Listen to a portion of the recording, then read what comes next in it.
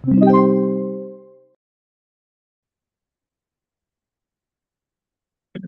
the rigid bar, ACE, is supported by a pin at A and two horizontal aluminum rods, each of cross-sectional area of 50 millimeters squared. The 200 kilonewton load is applied at point E. Use E equals 70 gigapascals for aluminum. Number one, calculate the maximum axial stress in the bar ACE if the cross-sectional area is 2,500 millimeters squared. Ayan. And then calculate the vertical displacement of point E and calculate the total displacement of point C. Okay, so ganun, no? Sige, solve natin. So una, lagyan natin ng free body diagram. So syempre may tension dito. Tawagin na lang natin na TE. Tapos may tension dito. Tawagin na lang natin na TC. Tapos of course, meron ding reactions dito. AY tapos AX. Okay? So to solve for the tension, we can apply summation of moment at A equals 0. Assume counterclockwise passive. So we will have TE times, anong layo nito? Ito yun, no? So 3 meters plus TC counterclockwise times 1.5. And then itong 200. Yung 200 na yan, ang rotation yan clockwise. Kaya ilalagay ko na sa kabilang side ng equation. Ang moment arm niyan, itong length na to. Diba? Ito yan eh. So yung length na to yung moment arm niya. So which is ito, yung length ng DE. Well, meron namang ano eh, angle. So considering this triangle, note that ito yung hypotenuse. So ito ay with respect to this angle, the opposite side. And then with respect to this angle, this side is the adjacent. So itong adjacent mo 3. So ibig sabihin, para ma-relate mo itong dalawa, gamit itong angle na to, gagamit ka ng tangent. No? So tangent of 35 is equal to yung length ng DE opposite over yung 3. So therefore, yung length ng DE ay 3 times tangent of 35. So, huwag ka na muna kubitin. 3 tangent of 35. Ayan. Okay, and that will serve as our equation number 1. So next, kailangan natin isa pang equation. Ito medyo tricky ng kaunti yung relationship dito. Kasi sa compatibility tayo kukuha ulit, ano? Compatibility. Ayan.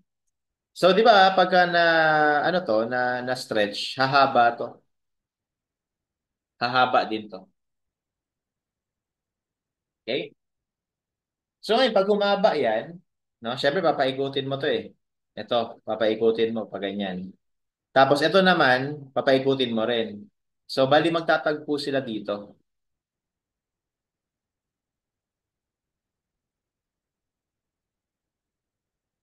Ganito.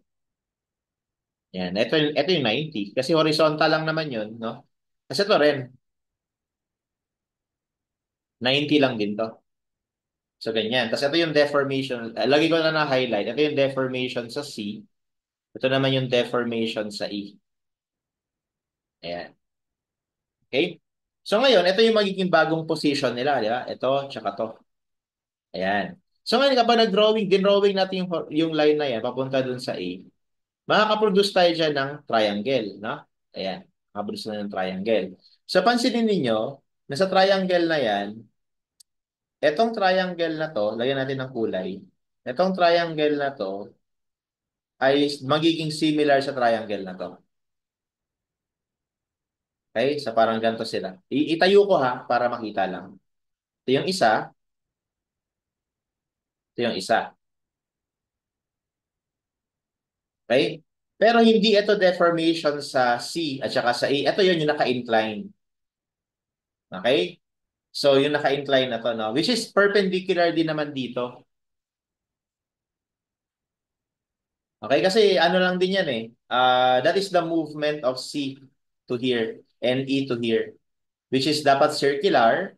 Which is sabi ko nga kanina, kapag ganon, is i-assume mo na siya na straight line tapos perpendicular siya dun sa rotating arm. Kung ano yung arm na umiikot. Okay, parang ito. Kaya ito perpendicular. Kasi ito yung arm mo, ito yung rotating arm. Dito naman, ito yung arm mo, ito yung rotating arm. Kaya ito ay 90, 90. Okay? So, well, with that said, kailangan lang natin ngayon ma-figure out ano ba yung magiging relationship nito dito at saka dito, neto dito. At para ma-figure out yun, kunin ko lang tong part na to siguro. Analyze natin to. At E, di ba meron ka diyang horizontal line? Ito yung naka-incline sa atin. Tapos itong naka-incline na to, 35 degrees to. So, ibig sabihin, pagka kinonect mo yan, 90 to. No? Ito yung E. Tapos ito ngayon yung nagkaroon tayo ng elongation. No? Tapos ito ngayon yung naka-incline na dapat 90 degrees from the bar. Ayan. Extend natin to.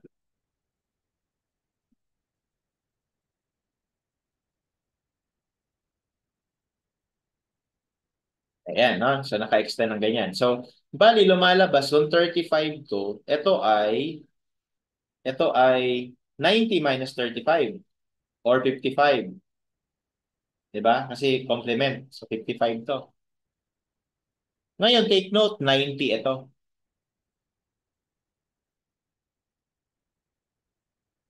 90 yan. Dahil 90 yan, dapat yung buong line na to straight. So kung ito ay 55, ito ay 90, ito matitira dito is 180 minus yung dalawa, no? 180 minus 55 minus 90, which gives us again 35. So 35 lang pala to.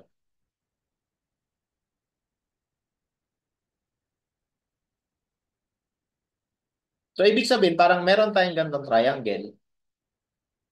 Bali, ito ang deformation natin sa E. Tapos ito yung hinahanap ko na deformation. So which is ano mangyayari? Di ba hypotenuse yan? Tapos adjacent side natin yung delta E. So ito ay magiging delta E over cosine of 35.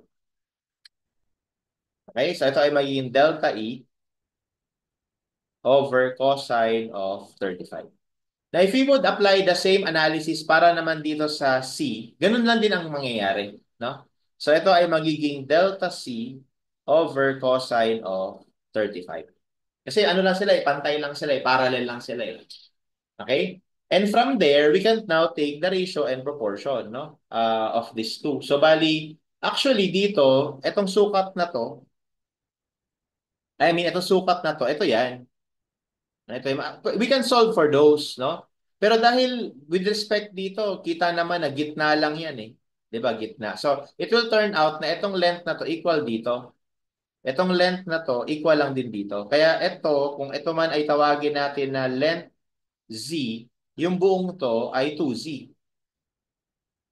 Okay? Kaya pag nag-ratio and proportion tayo dyan, magiging delta E over cosine 35 over 2Z is equal to delta C over cosine 35 over Z, which will turn out to have cancellations. Cancel yung cosine 35, cancel yung Z. So, ang lalabas lang ngayon, yung deformation sa E ay equal sa 2 times deformation sa C. So, ganun na siya kasimple. Okay? So, ngayon, to solve for this or to expound, di ba, ito ay PL over AE. So, isa pa pala natin problema, I think hindi na problema kasi kailangan ko ng length, di ba? Yung length nito, ito na yun. Yung length naman nito, pwede na natin sundan tong pattern nito, di ba? Itong tree na to, ito yan So, kung ito lang hinahanap ko, ito, 1.5 na lang. So, ibig sabihin, from this pattern, yung length ng BC will just be 1.5 tangent of 35. So, we will have tension sa E. Yung length sa E ay ito, 3 tangent 35 over area, which is sinabi niya sa atin na 50, ayun 50. Pero actually guys, yung area tsaka yung E nila parehas lang. Kaya nakikita ko na dito magka-cancel lang yun. Lagay ko na lang AE equals tension sa ano naman, deformation, no? So 2 times tension sa C times yung length sa C ay 1.5 tangent of 35 over parehas na din AE, no? So magka-cancel lang to dito. Cancel lang din yung 35. Tangent 35. No? So we are left with TE times 3. Tapos ito naman is 2 times 1.5. 3 din. So magka-cancel lang din yun. Itong 3 na to, magka-cancel lang dito. So lalabas lang dito ay sa from our compatibility na yung tension sa E will be equal to the tension at C. Okay? And this can now serve as our second equation. Bali, ito yung first equation, ito yung second equation. So, solving them simultaneously, masasolve na natin parehas.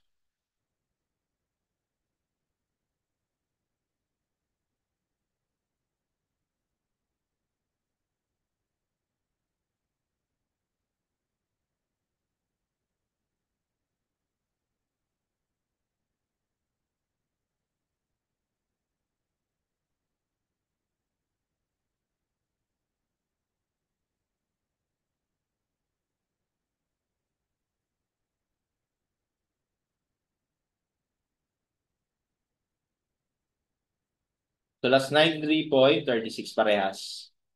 93.36 kilonewtons. Ayan. Okay? So, the question now is, ano daw yung ang tanong? What is the maximum axial stress dito sa member na to? Ano yung maximum axial stress? Okay, so ano pala ang nakuha natin? Yung mga tension, di ba? So, i-drawing ulit natin yung FBD niya.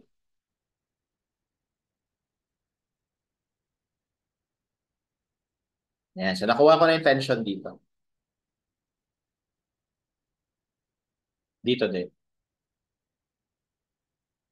Tapos meron ditong 200.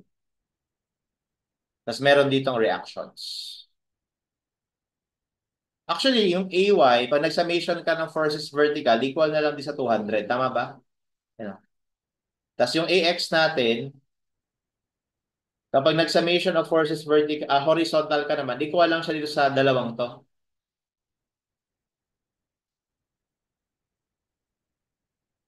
So, magiging ano lang siya, 186.72.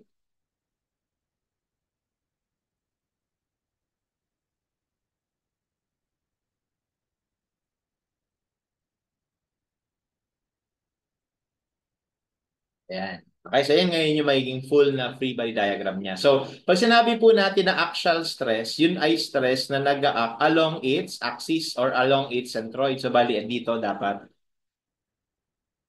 axial eh. Hindi naman sinabing shear, hindi naman sinabing ibang stress. So, dapat dyan. So, ibig sabihin ganito, kailangan makuha natin yung, yung component ng mga force dun sa axis na yon. Okay, so lagyan na natin ng pangalan. ACE. So, sa A, CE. And also note na magkaiba yung magiging axial force dito sa segment na to sa segment na to kasi magkakaiba yung mga forces na involved. So para muna sa segment, sa taas muna tayo sa segment CE. So lagyan natin ng mga angle. So di ba ito ay 35. Okay? So kung 35 yan, ito ay magiging 55. Ito rin. Ito naman ay 35. Ano pa? Ito ay magiging 35. Ito ay magiging 55. Okay? So, to calculate their components, and we discussed this before, no, yung component na yon is acting dito, dapat. So, yung component na to ang hinahanap natin. Okay? Yan. Tsaka, ito. Bali, ito. Yung, kumbaga yung ano natin doon, no, projection. Ayan, component. Yan. Okay? And as you can see, puro cosine lang yon, no? Cosine lang yon. So, bali, para sa segment CE, no?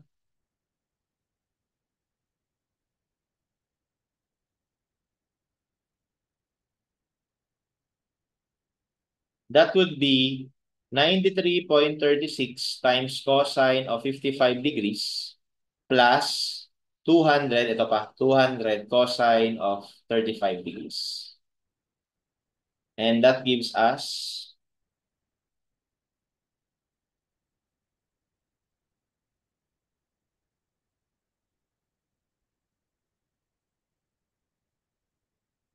217.38 kilonewtons.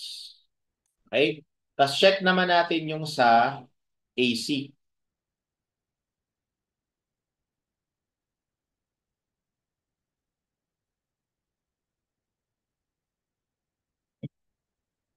So sa AC, dito kasi ang ginawa ko sa umpisa, dito ako nag-cut. Ito yung in-analyze ko. Okay, bali hinanap ko yung axial force dito. Diyan. Tapos kaya kung titingnan mo din sa free body diagram nito, ito lang, itong dalawa yung ginamit ko.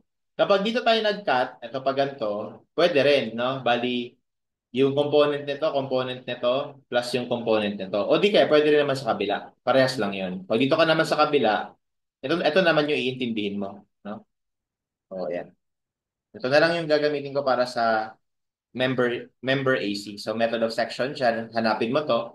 So, yung involved na forces, AX tsaka AY. So, we will have PAC is equal to 186.72 cosine of 55 degrees plus 200 cosine of 35 degrees. So, magiging value naman ito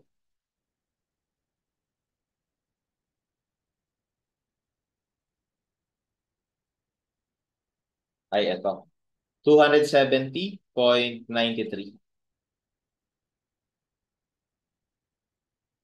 And apparently, we have more axial force in AC. So, ito yung mas malaki. No? So, therefore, our maximum axial stress will be yung force sa AC divided by yung area na binigay, which is, ano yan, 2,500.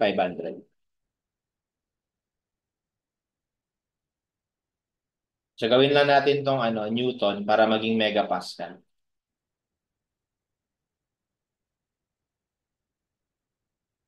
So, that gives us 108.37. So, that is the maximum axial stress. Okay, so the answer is letter D.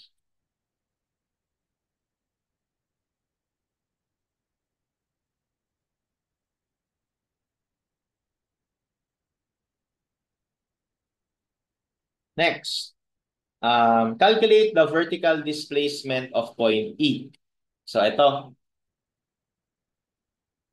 no? Which is, ano na, well, I think madali lang yon. Kunin lang natin yung deformation sa E, tas ito, ano lang, parang tangent lang ng 35, makukuha na natin to. Tama ba? So, kunin mo natin deformation sa E.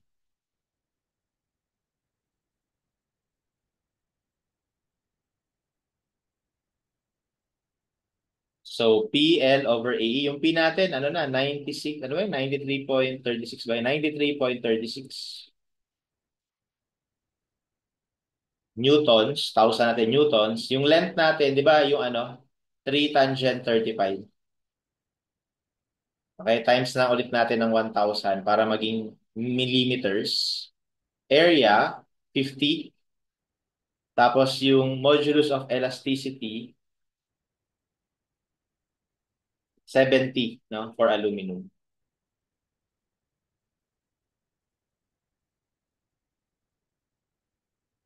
Ayan. Okay. So, the deformation at E would be, so cancelin ko na to ha. Ayan. Para mabawasan yung type.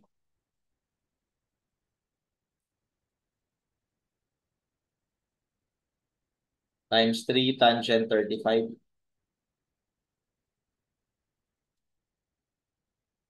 So, that gives us 56.03.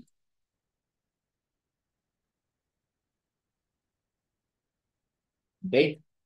But again, hindi pa yun yung sagot kasi ang kailangan natin is vertical displacement kanya. Ito, vertical displacement sa E. So, as you can see, dito sa triangle na to, pag tinangent mo yung 35, equal lang siya sa vertical deformation sa E over yung mismong deformation sa E. So, therefore, yung vertical displacement is deformation sa E times tangent of 35.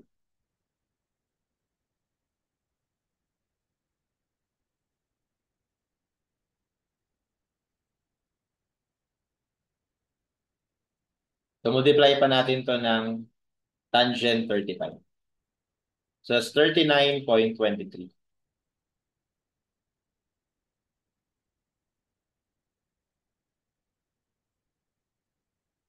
Okay, so answer is letter B. And then number 3, calculate the total displacement of point C. So dito sa total displacement, ang tinutukoy niya dyan, ito. Pag sinabi kasi total, mula dito hanggang dito, yan yung nalipat niya, no? So ito, so bali ito ang hinahanap natin. So bali ito ang hinahanap natin, guys. Ito. Okay? So deformation sa C over cosine 30. So we have number 3, total deformation at C is equal to deformation at C over cosine 35. Okay, but what is deformation at C? That is, again, tension sa C, 93.36 thousand. Yung length sa C, di ba, ito yung kanina, 1.5 tangent of 35. Tapos times natin ng 1,000 ulit para maging millimeter. Area is 50. Tapos yung E, 70,000. Tapos meron pa din tayo ditong cosine 35. Cancelin na natin to.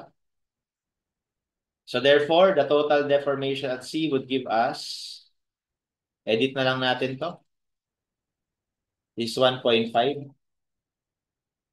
Okay? And then, instead of tangent 35, meron lang ditong cosine 35. So that gives us 34.2. So that is the total deformation at C.